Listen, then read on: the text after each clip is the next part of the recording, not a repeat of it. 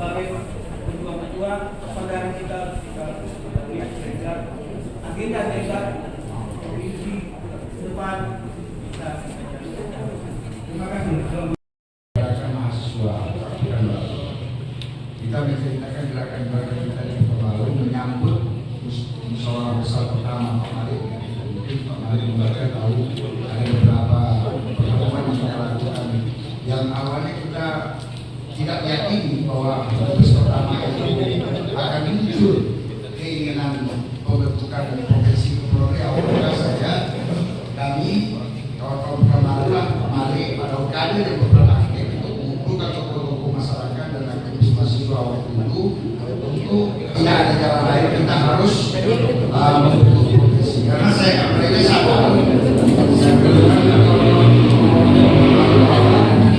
sadar mereka itu membentuk profesi itu tidak lain karena tidak diberikan peran. Kalau saya ingat betul karena itu anak-anak Kepulauan Riau, orang tua kita yang punya potensi untuk diangkat di jabatan-jabatan strategis dan di depan, maka dari situlah ingin orang tua mengajarkan mahasiswa mengumpul pertama tidak ada jalan lain, kita harus bisa membentukkan profesi Kepulauan Riau. Maka saya menceritakan itu dari sejarah awal daripada agama. Maka kami minta juga khusus untuk aktivis mahasiswa Pekanbaru berikan juga dalam cara motivasi untuk mahasiswa ini yang sekarang bahwa dasar daripada kekompakan mahasiswa itu adalah sebuah organisasi. Kalau tidak ada organisasi yang melekat pada diri, maka mahasiswa itu terpecah. Maka saya 60 lebih yang diinterogasi, makin menyusut, terakhir itu tinggal 10 orang. Dari 10 orang ini lagi diinterogasi lagi menjadi 3 orang. Dari 3 orang inilah termasuk saya menjadi salah satu tersangka dengan modus anarkis kata pihak kepolisian. Nah, di situ kami sempat dipenjara selama 3 hari 4 malam kalau nggak salah saya. Yanto sama Amin. Ya, segala macam lah. Jadi di situ kami pun diperlakukan seperti narapidana lain lah, disuruh baris-baris, difoto kiri kanan macam penjahat besar lah istilahnya. Nah, dari situ alhamdulillah mungkin berkat Pak Uzrin juga bersama kawan-kawan juga akhirnya waktu itu terjadi negosiasi dengan Pak Kapolres Pak Yohanes kalau tidak salah saya pada waktu itu. Jadi alhamdulillah kami dijamin pada waktu itu kami dikeluarkan. Sebelum dikeluarkan ya kena ceramah lah dulu kami kan. Selepas polisi Pekanbaru. Setelah itu kita dibawa ke Polres. Dan di Polres kita disuruh buka baju, terus kita diminta berjalan, tapi jongkok. Ini kayak orang kalah perang. Kecuali saya, karena saya tidak mau berjalan jongkok. Saya bilang kami ini bukan jahat. Waktu itu. Nah, karena saya yang lawan, saya dibantai di belakang saya.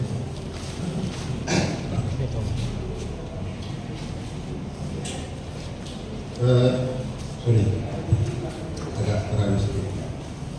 Saya dibantai pakai popor.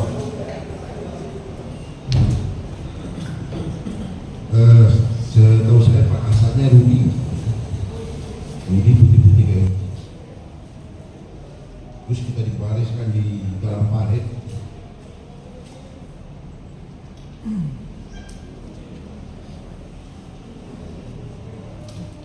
Dengan saya di belakang saya itu Bang tangkap belakangan. Kami disuruh pulang, rupanya nyangkut, ditahan di depan penjagaan. Hanya kami tidak bisa balik malam itu, kami tidur di ujung. Ada 3 orang. Biasanya kami kalau dilepaskan, informasi yang dapat Adnan itu menghubungi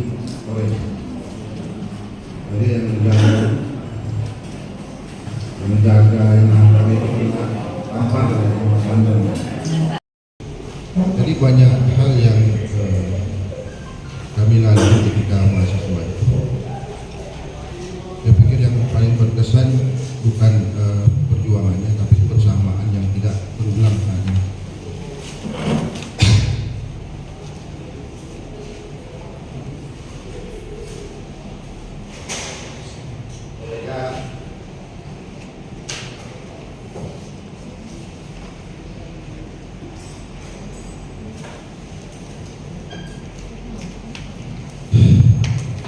Kita kehilangan kebersamaan. Waktu itu kita tidak pernah terbayang mau jadi apa. Tidak berhayal jadi dewa, tidak lagi menjadi pegawai.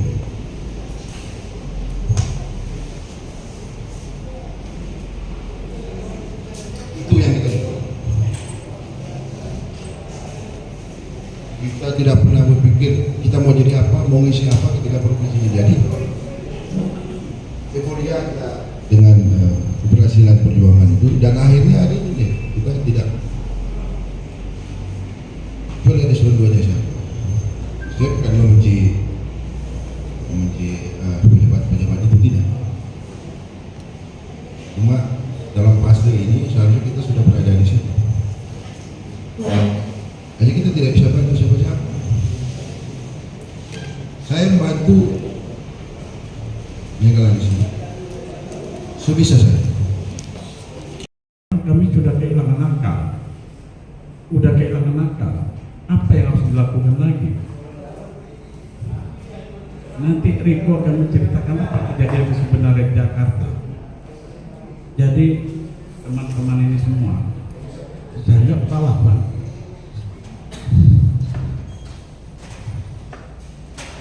Tapi kami selaku pimpinan tertinggi nggak bisa menyelamatkan teman-teman untuk eselon 2. Itulah kenyataan yang harus kita terima.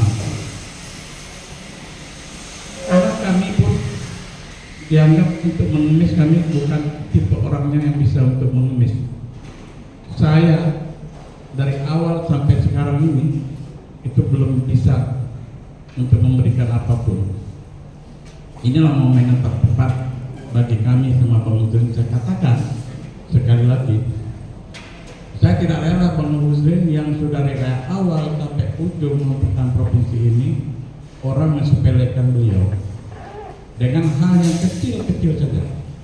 Kegiatan hari-hari kita meminta dana. Untuk itu saya tegaskan Bang Muslim, kita tolak. Kita punya sikap dari Marwah ini dimulai dari diri kita sendiri. Dari kita sendiri, yang pelaku, yang benar-benar pelakunya akhirnya jadi provinsi. Harusnya pemerintah Provinsi Pulau Riau harus malu sama kita ini.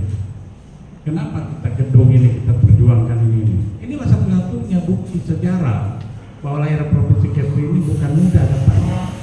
2001 kami mengikuti perjuangannya di 2001-2002. Kebetulan kami bentuk kapasitas kami sebagai Ketua Himpunan Pelajar Mahasiswa Kota Tanjung Pinang Bandung, Hipma Kota. Dan hari ini ada teman-teman kita yang ada di Hipma Kota seperti Saudara Koko, Saudara Rudi, dan Saudara Inal, dan Saudara Lolo Ramadian. Jadi ini ada beberapa tambahan. Memang ketika pergerakan di Depdagri pada waktu itu kan kapasitas saya sebagai Ketua Umum Hipma Kota, kami dihubungi oleh Bang Anta, ini ada pergerakan di Jakarta. Kalau bagaimana teman-teman apakah bisa ikut? Akhirnya kami membawa beberapa rekan-rekan untuk pergerakan di Depdagri. Itu tadi yang disampaikan oleh Bang Anta bahwa kita ada pembakaran ban. Di situ kita mendesak bagaimana ada keputusan kita untuk ketemu, kalau nggak salah saya di Depokta Bapak Situ Mawarni waktu di situ. Itu yang pertama. Kedua, kita memang mengikuti gerakan moral di Taman Mini. Kita waktu itu berkumpul di Residu. Kita ada beberapa bus juga dari Kota Bandung. Di Depdagri perlu kami sampaikan juga. Kita yang ke 2025. Nah, dalam proses ini diperkirakan makan waktu setahun lebih. Jadi nanti Ari Marwah tahun 2027 yang ke-27 itu nanti adalah finalisasi akhir cetak buku. Launchingnya nanti di Hut Kepri tanggal 24 September 2027. Disitulah nanti pesta rakyat kita adakan, ya kan, simbol dari suatu perjuangan kita sudah selesai, ya kan? Nah, untuk tahun ini kita di 2024 ini Marwah, besok agendanya adalah presentasi dari tim buku kepada kita semua apa yang sudah dia lakukan.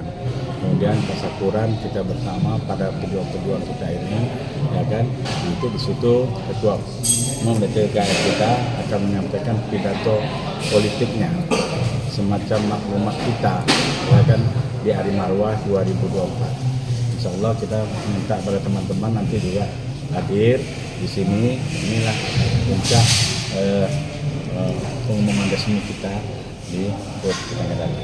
Untuk ini kita minta Saudara Datuk untuk menyampaikan sekilas apa bayangan-bayangan yang akan kita sampaikan untuk 2024, menunggu nanti hasil dari tim buku ini nanti berdiskusi dengan kita para yayasan ini, ya kan, apa yang perlu kita sampaikan pada beliau. Tuh sendiri, tuh apa nih? Sekilas balik bahwa kita semua maklumi hari lahirnya Provinsi Kepulauan Riau itu adalah 24 September 2002. Namun satu hal yang tak boleh terlupakan, gerakan yang paling kuat, yang paling keras dan betul-betul hari bermarwah itu pada tanggal 15 Mei 2002 di Tugu Raja Haji Fisabilillah yang ada di sekitar Taman Pulau Keriting itu, Tanjung Buntung. Itulah kami telah memperingatinya secara rutin setiap tahun. Lebih kurang hari ini sudah ke-24 tahun untuk mengobarkan kembali semangat bahwa semangat marwah ini adalah semangat menuju kepada menjadinya provinsi dengan harapan tidak boleh melupakan perjuangan kawan-kawan. Karena itulah teman-teman penulis bersama kita telah berkeliling se-Indonesia dan nanti juga akan ke Jakarta dan Pekanbaru dan sudah ke Karimun, Bintan dan Tanjung Pinang untuk mendengar aspirasi dan informasi yang sebenarnya terjadi pada 24 tahun yang lalu. Mudah-mudahan dengan buku ini akan menjadikan semangat dan menjadikan pedoman bagi penerus pemimpin Kepri yang akan datang. Dan kita juga mungkin mengharapkan akan membuat surat kepada gubernur, karena ini sudah sama-sama merayakan. Kalau hari ulang tahun provinsi kita juga melaksanakan hari marwah, mungkin dengan SK gubernur saja sudah cukup menjadikan hari peringatan marwah ini ke seluruh Kepri, sehingga anak-anak SD, SMP, SMA, kemudian juga dinas-dinas dan masyarakat tahu perjuangan yang begitu dahsyat. Begitu banyak yang kita lihat memiliki pengalaman masing-masing, tidak hanya dengan lapang dada, karena kita bukan diserahkan, diberikan oleh Pekanbaru, tapi kita berjuang untuk mendapatkan provinsi ini. Target kita 15 Mei itu jadi hari kebangkitan Ya. Marwah Kepri ini. Ya, karena DPRD Riau telah menolak untuk mengusulkan dan Gubernur Riau tidak mau memberikan rekomendasi, kita membuat poros Tanjung Pinang Jakarta. Dan kita berhasil dengan mendapatkan dukungan fatwa Mahkamah Agung yang menyebabkan membolehkan pengesahan undang-undang provinsi kita itu. Tuh, nanti di tanggal 15 puncak peringatan Hari Marwah nanti kan Datuk tadi disampaikan sama Pak Sek menyampaikan pidato politik. Sedikit kisi-kisi lah. Apa pandangan Datuk 24 tahun provinsi terbentuk ini? Itulah saya kira kita sudah berulang-ulang menyampaikan, kita sudah kesepakat untuk maksud mensejahterakan masyarakat itu prioritas. Mensejahterakan masyarakat itulah kekhawatiran para senior kita di Riau dulu, khawatir kalau kita jadi provinsi melupakan kesejahteraan masyarakat. Sampai 24 tahun ini masih kita lihat banyaknya pengangguran, masih kita lihat masyarakat kita dalam arti perhatian kepada ekonomi mereka masih berkurang. Dari angka-angka kita memang hebat, punya KEK, FTZ, BP, tapi pada masyarakat kita hampir tiap bulan 7.000 lebih, 7.000 bahkan lebih berangkat kerja ke Malaysia, meninggalkan anak istri mereka. Berarti kita tak bisa memberikan mereka pekerjaan. Itu yang saya harapkan. Dan anggaran-anggaran kita selalu digunakan untuk yang tidak bersifat ekonomis langsung kepada masyarakat sejak awal dulu. Tapi karena kami ini hanya sebagai orang yang sekedar memberikan saran, ya begitulah. Akhirnya ini yang paling krusial saya kira itulah. Kenapa didulukan membangun tubuh bahasa dengan menggunakan dana pinjaman. Kenapa tidak itu dikemudiankan atau dengan dana-dana lain, CSR dan sebagainya? Ini menguras hampir 100 miliar lebih. Belum lagi pengorbanan kita menghabiskan dana untuk Batam Bintan yang tidak jadi. Maka itu jangan terulang ke depan. Kami kali ini akan berusaha dengan sungguh-sungguh untuk menjaga ini. Mudah-mudahan DPRD kita akan mendengarkan saran-saran kita nanti untuk ke depan. Satu hal lagi, dengan adanya beberapa kementerian baru seperti Kementerian Imigrasi, PAS, ada Kanwilnya, dan nanti akan adanya Kodam baru. Kita mengharapkan dibangun di Tanjung Pinang lah, baik Kanwil maupun kantor Kodam. Jangan sampai lagi di Batam, karena Batam sudah dijadikan kota industri, jangan jadi kota militer, kota pertahanan. Kita sudah kecolongan Kapolda kemarin ya sudah beberapa dibuat. Tanjung Pinang kan ibu kota provinsi, itu yang akan kita perjuangkan. Termasuk beberapa hal-hal yang penting nanti akan kami sampaikan juga.